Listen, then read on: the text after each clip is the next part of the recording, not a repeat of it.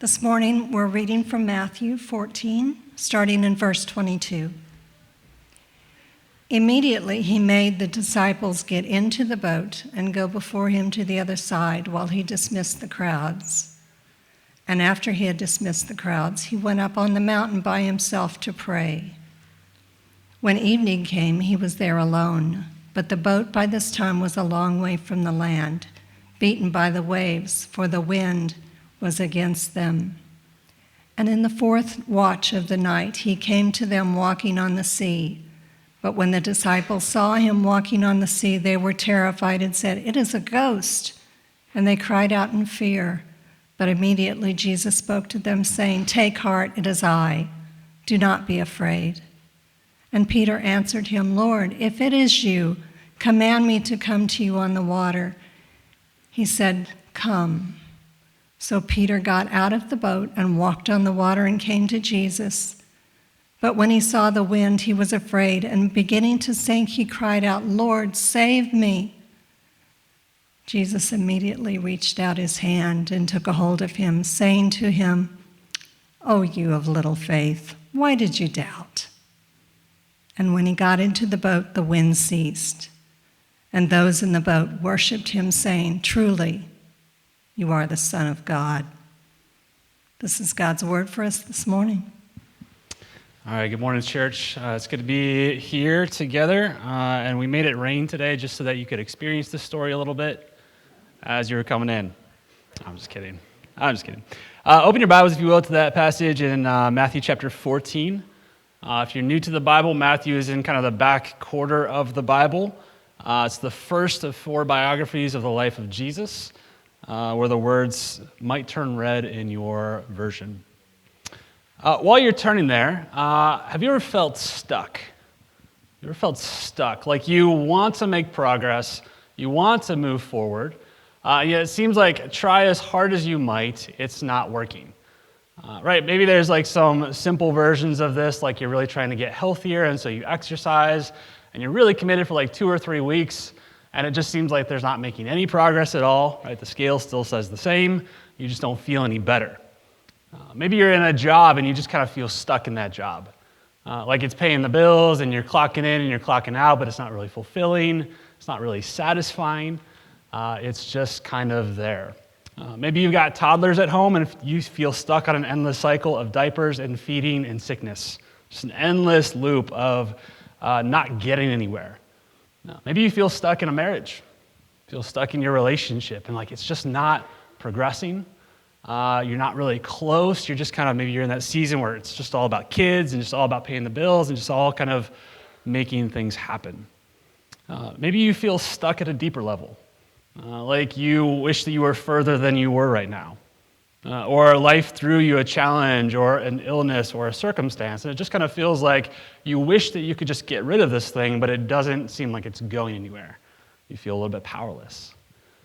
You see, being stuck is a common experience for a lot of us, where we tend to think, okay, life, as I get a handle on life, it should be kind of progressing forward. I should be getting healthier or making more money or being more put together, but it seems like the longer you live, the more stuck you feel. And then there's a deeper level of that too, which is kind of this spiritual stuckness, where maybe you can think back to a time in your life where you just felt really spiritually alive, really just kind of loving life, and maybe if you were a season in your life where you're really following Jesus and you felt really close to him, but right now where you are is kind of like, I'm here, but I'm just kind of here. I'm doing the things, I'm reading the Bible, I'm doing the things that I should be doing, but I'm not really going anywhere. Maybe you've kind of been investigating Jesus for a little bit, you've kind of been open to who he is, and you kind of like hit a wall in your process. Right, where there's just some questions that you have that you can't get over. Maybe you're just kind of waiting for God to do something and it just seems like he's not going to do something. You kind of feel stuck. You see, whatever age you are, whatever place in your journey following Jesus, the reality is that at some point or another, you're going to feel stuck. You're going to feel like, I'm not making progress. I'm not moving forward.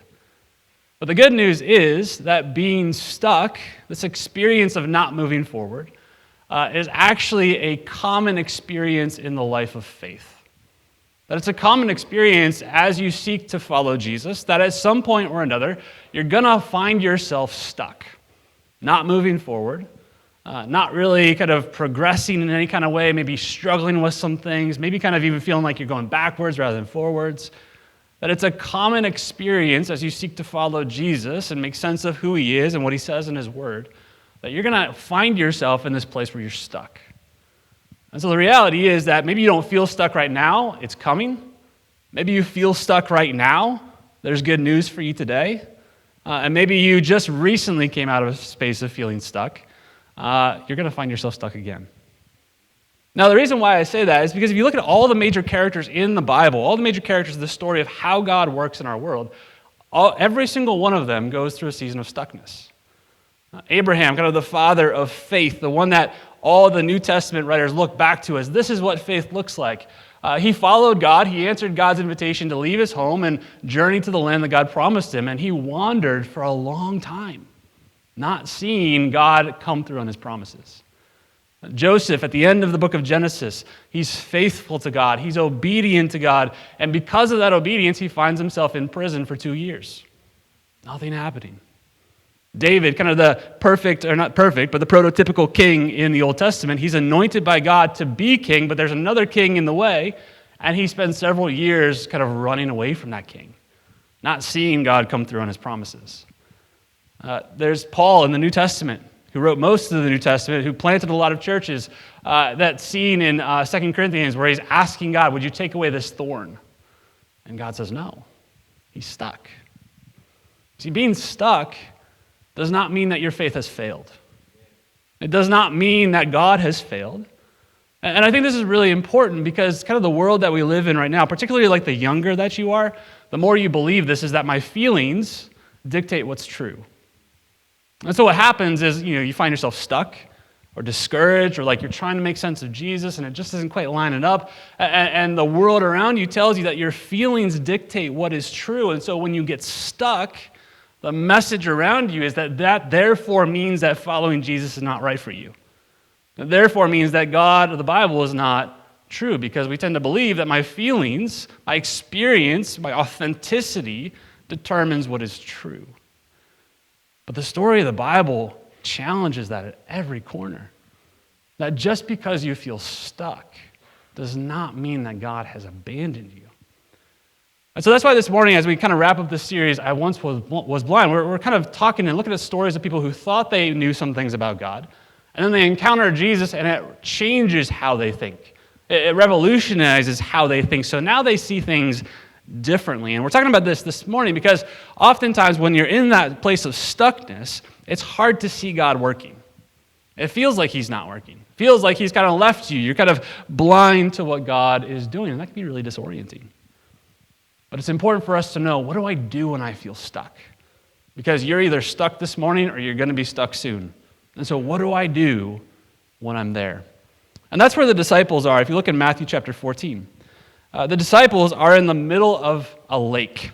Now this sea is likely the size of the city of Akron. So kind of imagine you started in Ellet, and you've been rowing from Ellet, and you're kind of making your way to northwest Akron, and you're kind of like in Wallhaven right now. I don't know if you're super into Akron, and you're just stuck. You've been rowing for hours, and you are not getting anywhere. And notice they are where they're supposed to be.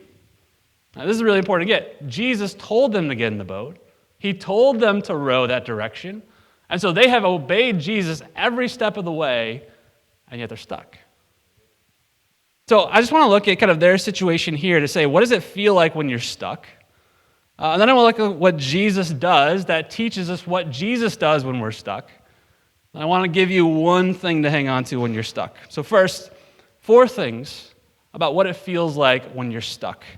All right, first is this. Being stuck can be both internal and external. It can be both internal and external. You'll notice that it says this, that in verse 24, the boat by this time was a long way by the land, beaten by the waves, for the wind was against them. Right, so there's an external reality that's pushing against them. Right, and it could be that in your life you're stuck because there's just some external things that are really hard. Maybe your job has just been really difficult. Maybe you're going through a financial season where you just can't quite make ends meet and the bills are stacking up. Maybe there's an illness or some grief that you're experiencing. And it just feels like the wind is against you. Life is against you. They're stuck. But there's also an internal stuckness, and these two things often go hand in hand. Because oftentimes our external circumstances bring up some internal things in us. Right? Where maybe there's a place where I'm resisting God in my life. There's a place where there's a sin that I really don't want to let go of. And so my external stuckness is kind of bringing that out. Maybe you feel stuck externally, and so you go to your addictions. You go to the things that you want to hang on to, the things that make you feel better when you're stuck. Maybe there's just a place of deep formation, like your inner life that God wants to dig out, and you're like, I don't want to go there. That's painful. I don't want to touch that.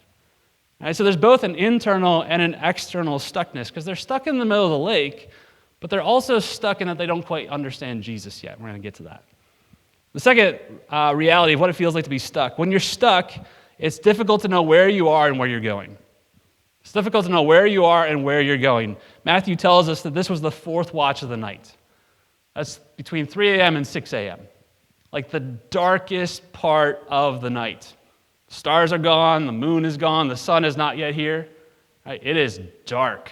And not only that, the wind and the waves and the rain are all swirling around them. They don't know which way to go. Right? And that's sometimes what it feels like when you're stuck.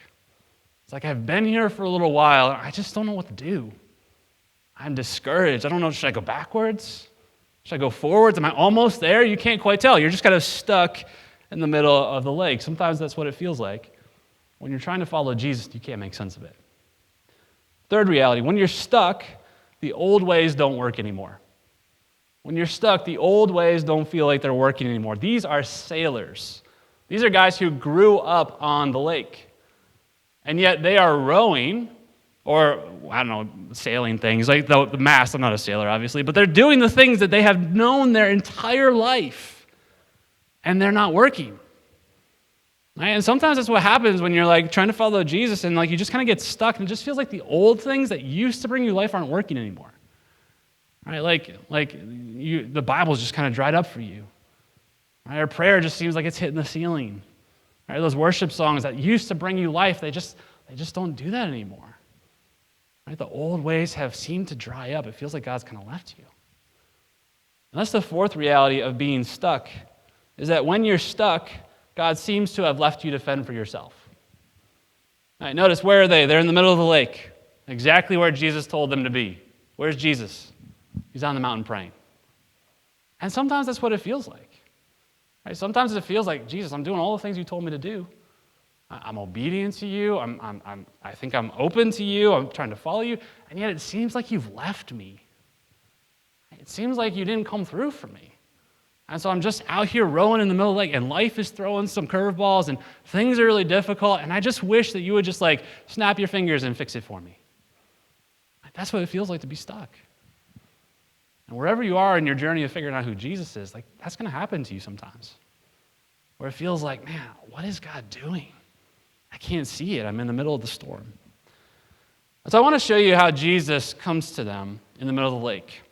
Because I think that what Jesus does here, I think shows us something about who he is, that oftentimes he's going to challenge some things. He's going to dig some things up in us. He's still working even if you can't see it. But this story, I think, gives us a glimpse of how Jesus feels towards us, how he acts towards us when we're in that season of stuckness, when you don't know what you're doing, when it feels like he's left you behind. What do I do? So just three things that Jesus does when we're stuck. The first is in verses 26 and 27.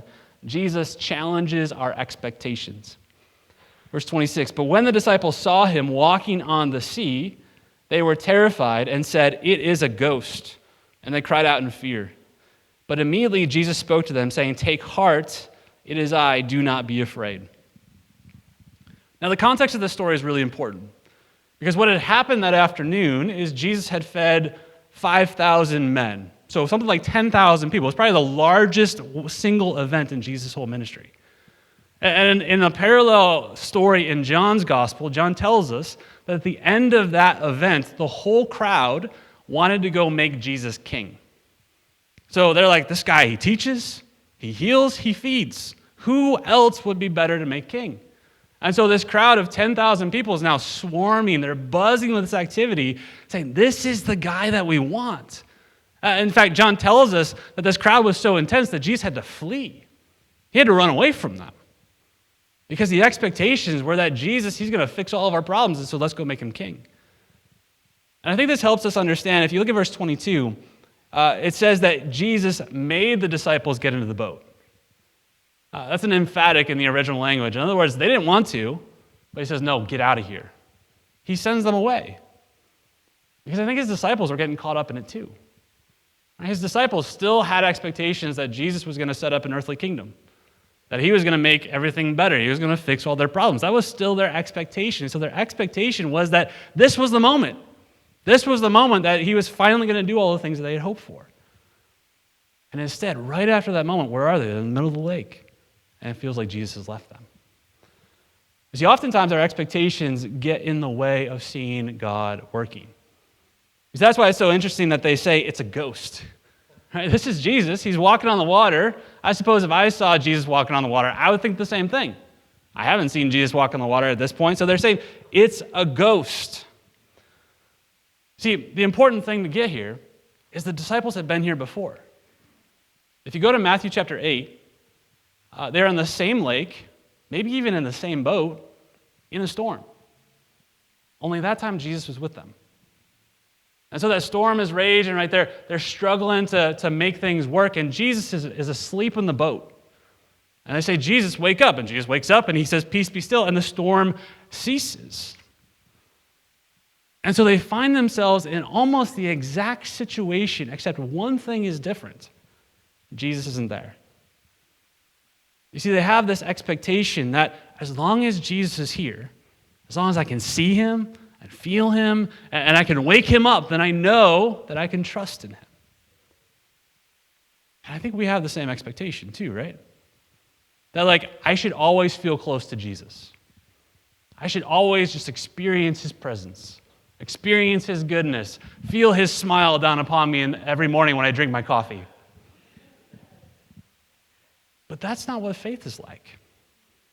Right? That's not what faith is like. There's a really powerful psalm in Psalm 131. It says this, O Lord, my heart is not lifted up, my eyes are not raised too high.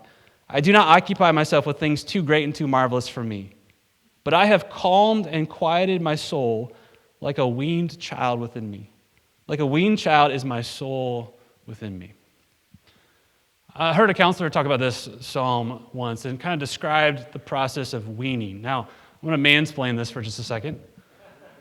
Right, so a child, right, when a child is first born, right, they're attached to their mother.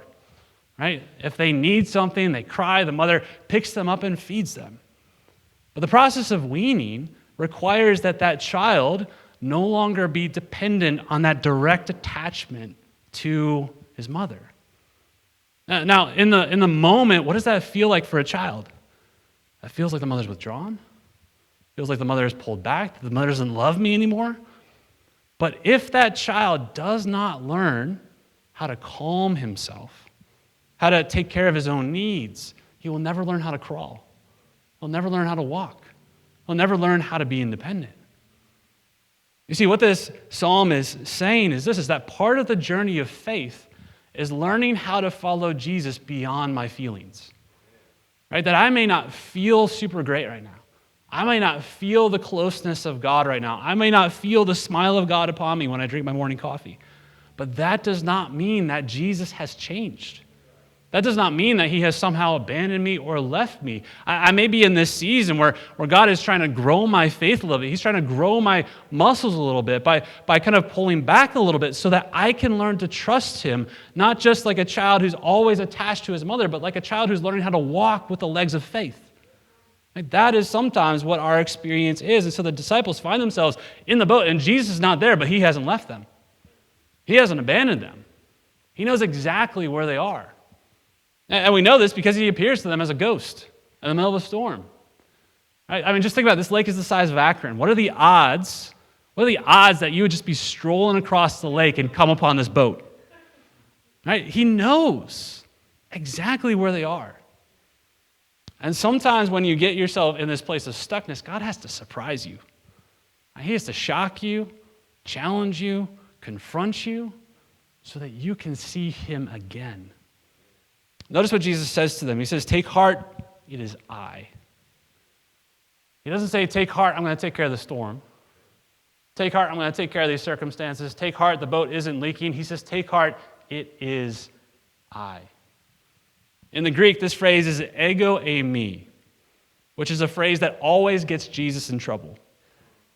Because in saying that, he's saying, I am that I am. In other words, I am God. Whenever he said that, the religious leaders got really mad at him. They wanted to stone him because he was claiming to be God. And so what is he saying? He's saying, I am that I am. He says, I am myself, and I am present here in the middle of the storm. You see what he's saying? He's not comforting them by saying, I'm going to take care of your circumstances. He's saying, I am here and I have not changed. His character has not changed. His power has not changed. His presence has not changed. Even though our experience of it does, he does not change. And so he comforts them, not by saying, I'm going to take care of your circumstances, but by reminding them of who he is. I am. He comes to them with who he is. You see, sometimes we assume that God's going to work in the ways that I want him to work. That he's going to work in the ways that I want him to fix my problems or solve my issues or calm the storm in my life. But oftentimes what he is doing when we're stuck is he's challenging my expectations so that I can learn to trust the God that is, not the God that I imagine is. And that's really important to get. Because oftentimes we have an idea in our head of how God works. And it's a mix of the God of the Bible and the God that I want. But in our expectations, right, when he challenges those, he's helping us see that this is who he is, and I need to refine my expectations of who he is, around who he actually is, not who I imagine him to be. Pastor Rich Velotis, in his book, he says this, the only place God doesn't dwell is an illusion. God abides in truth. In other words, what he's saying, I might have an expectation that God is going to fix all my problems or solve all my issues or kind of be a cosmic vending machine. That's not truth, and so that's not God. God's not in that. Where is God? He's in truth. And so oftentimes when we're stuck, he's challenging our expectations so we come back to who he is, not who we imagine him to be. That's the first way that he works. The second way is this, that Jesus works when we're stuck because our stuckness confirms our neediness. Our stuckness confirms our neediness. Look at verse 28. Peter answered him, Lord, if it is you, command me to come to you on the water. And Jesus said, come. So Peter got out of the boat and walked on the water and came to Jesus. But when he saw the wind, he was afraid, and beginning to sink, he cried out, Lord, save me. Now, oftentimes, this is what we think faith is. Right? Faith means I can walk above my circumstances. I can walk above the waves, right? It doesn't touch me. I have faith. I'm good, right? That faith is somehow having the strength to walk on water. But notice what Peter says. If it is you. Now, what has Jesus just said? It is me. What is Peter saying? If it is you. He's testing Jesus right here. Right? He doesn't actually have confidence in who Jesus is. He says, I want you to prove it. Right? And isn't that what you and I do all the time? Like, if you will answer my prayers, then I'll believe in you. If you will fix my health crisis, then I'll believe in you. If you will pad my bank account, then I'll believe in you. If you will heal me, then I'll believe in you. We tend to put this test out there all the time that says, God, if you will come to me on my terms and meet me according to my needs, then I will believe in you. That's exactly what Peter is doing right here. If it is you, I want you to let me walk on the water. But that's not how faith in the Bible works. We don't define the terms and then God accommodates to us. God says, this is who I am, and we adjust according to who he is. And this is why this is so important to get, because you could look at this and say, man, Peter just has this incredible faith. I wish I had the faith of Peter. I wish I could walk on water. I wish I could walk over my circumstances and not be affected by them. But the reason why Peter is walking on the water is not because Peter has faith in Jesus. It's because Jesus has power and he's giving that power to Peter. This is not Peter conjuring up a faith to be able to walk on water. And I think sometimes that's what we think following Jesus is. That I have to somehow conjure up the faith or conjure up the feelings so that I can walk on water and I can do the things that Jesus did. But that's not what following Jesus is all about. And I want you to hear that, like, if you're really discouraged in your life following Jesus right now, like if you feel like, man, I really wish I could figure Jesus out. I really wish I could get over my sin. I really wish I could overcome my challenges, overcome my addictions. I really wish that this grief would go away. If you just feel crippled right now, that does not disqualify you from the love of Jesus. Because the point of this is not that you have to conjure up faith so that you can walk on water. The point of this is that Peter, the moment he recognizes his need is the moment that he's saved. Right? That's not about you getting your stuff together. Instead, it's about seeing the power of Jesus. Like, you make no progress in your life following Jesus on your own. It is always the power of God at work in you. Right? Which means if you're even vaguely open or interested in Jesus, if you're vaguely open or interested in understanding the Bible, that's because God is working in you to draw him to himself. He's coming to you in the middle of the lake and said, come to me. I want you to see me. I want you to find me. I want you to pursue me. We make no progress in the spiritual life apart from the work of God in our lives. And that's so important to get, because sometimes you think, man, I just don't have what it takes. You don't. None of us do. None of us do. The moment that Peter finally recognizes Jesus is the moment he says, Lord, save me. It's not about his strength. It's not about his ability. It's not about his wisdom or his intellect. It's about him recognizing, Jesus, I need you. And what does Matthew say? In the moment that he says that, Jesus immediately reached out his hand and took hold of him. All those verbs are about what Jesus does, not what Peter does. Jesus takes hold of him. Jesus grabs him. Jesus saves him. You see, part of this story is telling us that we need to come to a place where you recognize your need so that you can see who Jesus really is. As long as you think, I've got it, like I'm walking on water, I'm good, I've got things figured out, you're not going to see who Jesus is. It is only the moment that you recognize your need and say, Lord, save me, that Jesus reaches his arm out, grabs hold of you, and picks you up. That is when you begin to see who Jesus is. And I think this is part of the reason why, like, as I've talked to people and kind of read, I think a lot of people will kind of get stuck at the very moment that it seems like their life is coming together. Like the very moment that it seems like, you've got some things figured out. Maybe like your career is kind of working for you. Maybe you've kind of overcome some of the original sin and temptation that you struggled with in your life. Maybe your kids are kind of in school now and you're progressing in your career and people are asking you to lead stuff at church. And it's often at that point in your life with Jesus that you get stuck. Because it is at that point that you start to feel like, I've got things figured out. I'm doing all right for myself. I got a little bit of emergency fund going. I got a few people who report to me at work.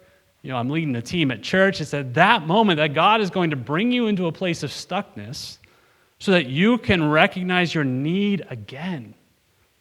Say, Lord, save me.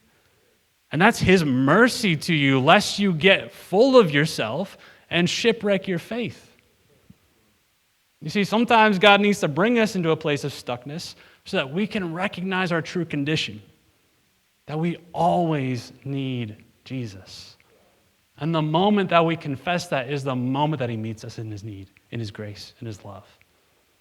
And so sometimes you're stuck because Jesus wants to remind you of your need. The last thing that happens in this story is that being stuck, Jesus is often confronting our loves.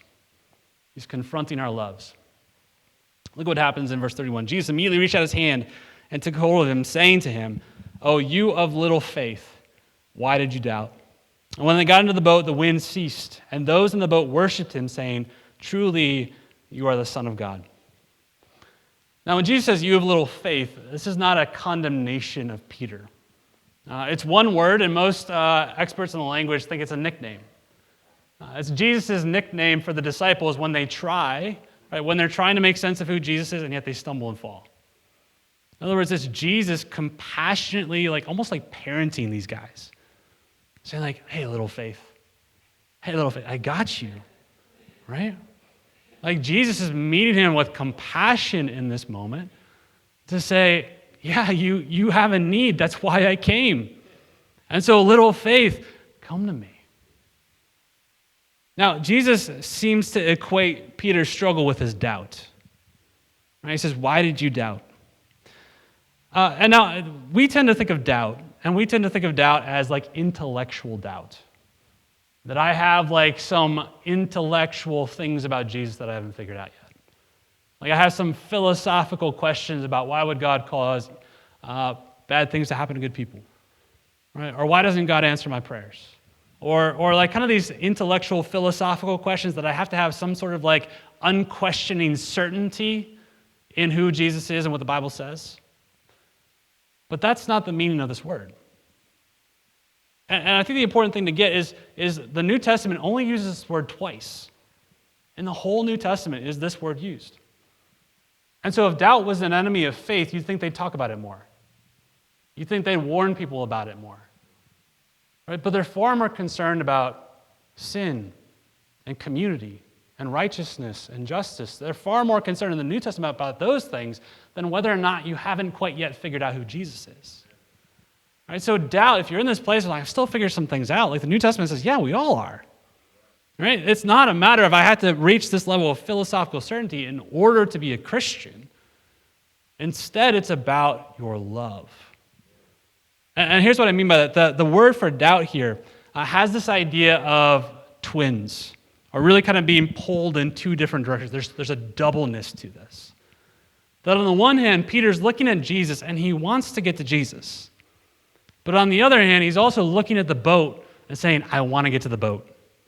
Right? The boat represents security for him, safety for him, like where everything is going to be okay. On the other hand is Jesus, and so he's being torn in two different directions by these competing loves. Now, here's the thing. It's not wrong for him to want the boat. It is perfectly natural and normal when you're walking on water in a storm to want the boat. The point isn't the boat. You see, what's happening in Peter is not an intellectual thing. It's a question of his love, of what is the source of his love. And oftentimes what happens when you're stuck is God has to bring you into a place where you are just he wants to do something in you that only he can do. Right? Because he wants to take some things out of you. He wants to refine some loves in you. Like most of the Christian spiritual masters, when they talk about the progression of the spiritual journey, overcoming sin is like the first step in the journey. It's really interesting. You know, we tend to think, okay, I'm struggling with sin. And like we always kind of struggle with our sin nature. But in those kind of church masters who've talked about how we progress in the spiritual faith, overcoming sin and kind of by impulse to sin is like the first step. Later on in the journey, what happens is I have to reorient my love.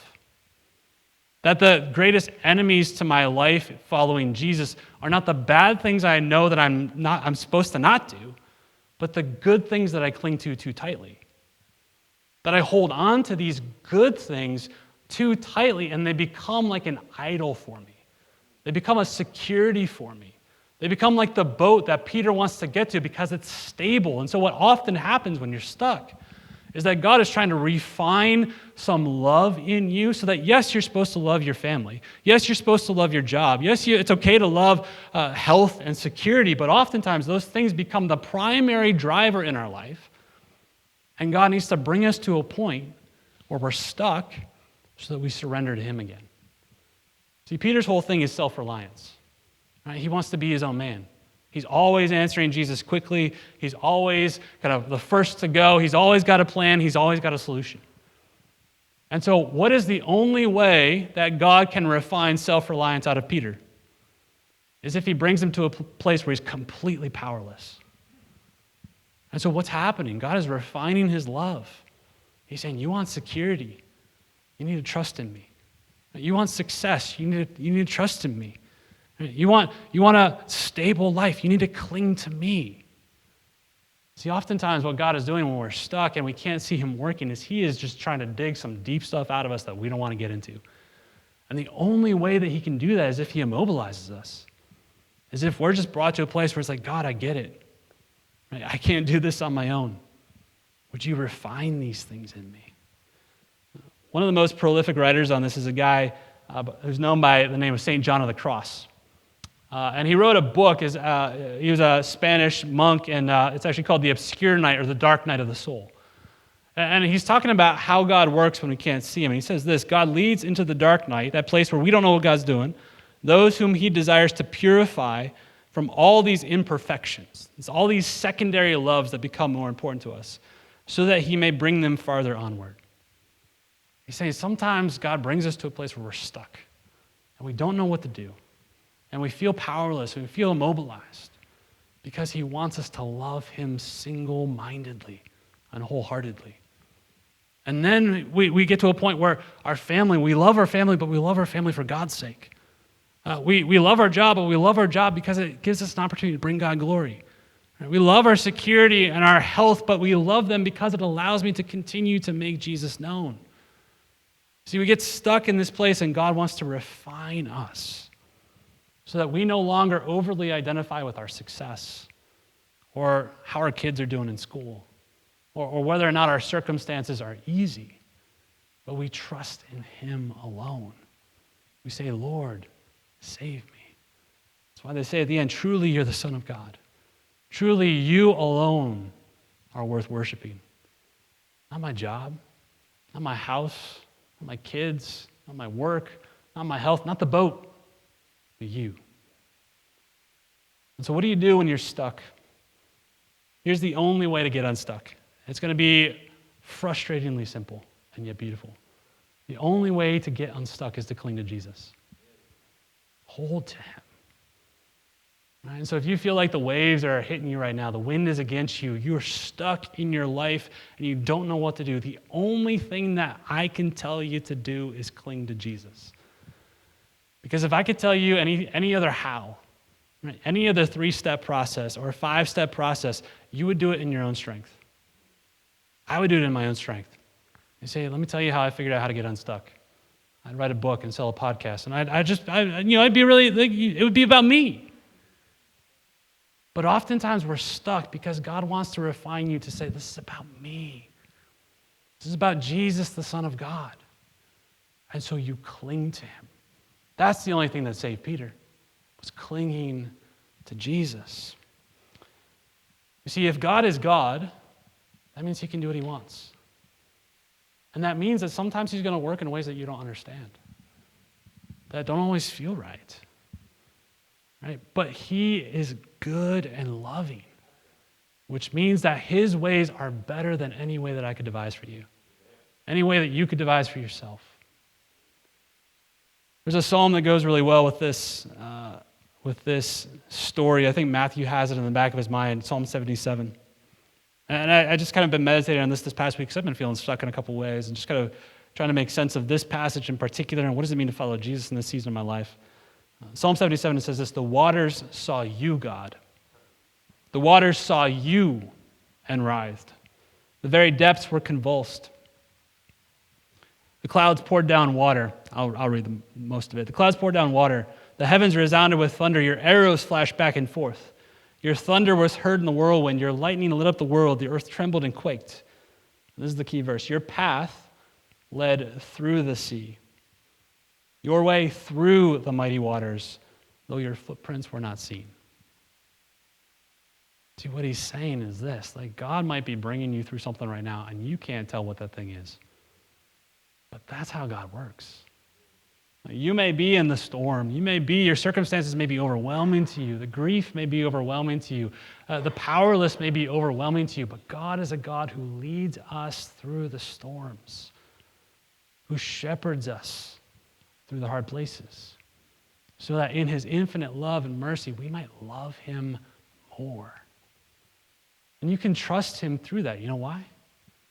Because his character never changes. His love never changes. His power never changes. Like, his heart towards you never changes. Jesus says, I am that I am. Cling to me and I will never forsake you. I will never let you go. That he is the only constant and consistent in a life that is constantly raging with waves and storms. And so if you're in the middle of the storm, Jesus is saying, cling to me because my character is good. My heart for you is true. My power and presence in your life never fades, even if you don't feel like it. And so if you cling to me, I will never let you go. This is what he's done for us in Jesus. This is what he's done for us in the cross, in the grave, where for a whole day it looked like God was doing nothing. And yet he was doing his most powerful work. We just couldn't see it yet. Cling to him. God, we thank you. We thank you that even when we can't see it, even when we don't know what you're doing, that this thing called following you is not based on our wisdom or our power or our strength or our sight or our ability to be good. It's based completely on what Jesus does for us. God, for the one here this morning who is feeling like they need to have their stuff together in order to follow you, would you show them that the only thing they need to do is say, Lord, save me. Save me from my sin. Save me from my decisions. Save me from my rebellion to you, and you will reach down and pick them up through the work of Jesus. God, I know in this room there's a lot of pain and grief and struggle and stuckness.